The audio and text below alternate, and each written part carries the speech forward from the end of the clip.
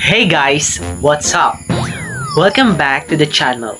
If you think math is just numbers and formulas, wait until you meet the guy who literally redefined what numbers even are.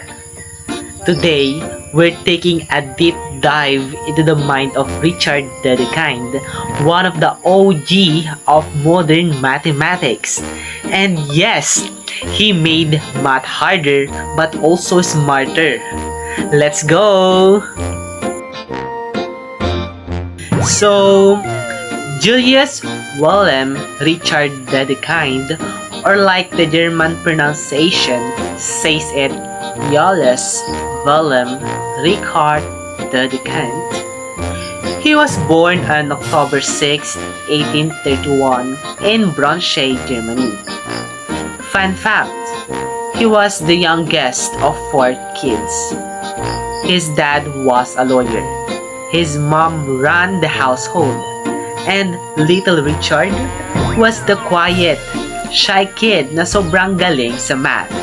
Alam mo yung tipong di nagsasalita pero biglang 100 over 100 sa exam, siya na yon. Dedekind studied at University of Göttingen, where his teachers were literally some of the greatest mathematicians ever, like Carl Friedrich Gauss, yes, that Gauss, and Peter Dirichlet. After getting his PhD at the age of 21, habang tayo nag-struggle pa sa kung makagraduate ba tayo sa college. Grabe, di ba? He started teaching in Göttingen and also in Zurich, and eventually went back to the Braunschweig where he taught until he retired. He passed away in February 12, 1916, leaving behind a legacy that modern mathematics still uses today. As in, kung wala siya, half ng math natin sa college is hindi nag-exist. Okay, first big move, the Dedekind cuts. Before Dedekind, mathematicians didn't have a clean or a logical way to define irrational numbers like square root of 2. Parang alam nilang may square root of 2 pero saan siya galing? Anong exact value niya? Dedekind said, "Relax, I got this." He said, you can define any real number by cutting the rational numbers into 2 sets. For the set A, numbers less than the value, and for the set B, numbers greater than or equal to it. The boundary between the two, that's your real number. Okay, for example, to represent the square root of 2, for the set A, rational numbers whose squares less than 2, and for the set B, rational numbers whose squares greater than 2. Since walang rational na square na is equal to 2, the space between these sets represent the square root of 2. Dedekind was one of the first mathematicians to accept and support George Cantor's idea of infinity.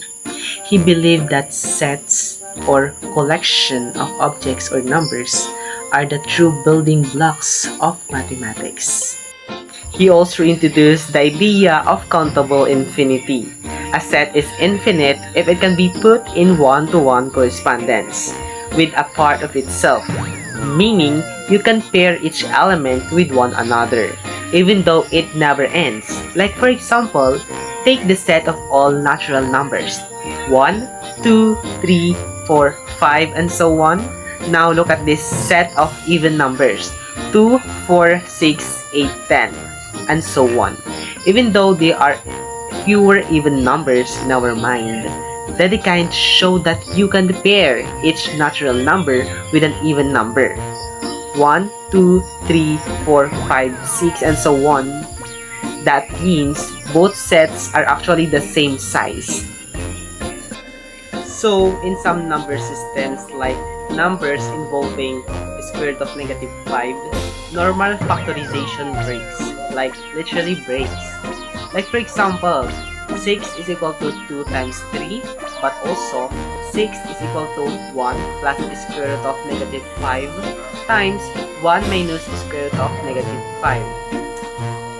Dedekind said, okay na wag na numbers ang factor, ideals na lang. So, an ideals is like a special container of numbers that keeps arithmetic consistent, that fixes entire branches of algebra.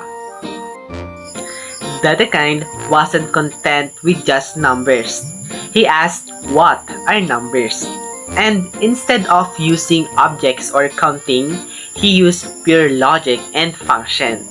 He introduced the successor function, the s of n, the next number after n.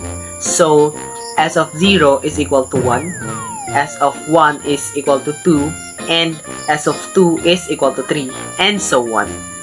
This logical structure influenced Hilbert and Peano, the guys behind the axioms of arithmetic. Dedekind isn't just some old mathematician. His ideas literally shape modern math and even computer science. Firstly, real analysis and calculus. Dedekind thoughts give a solid foundation for real numbers.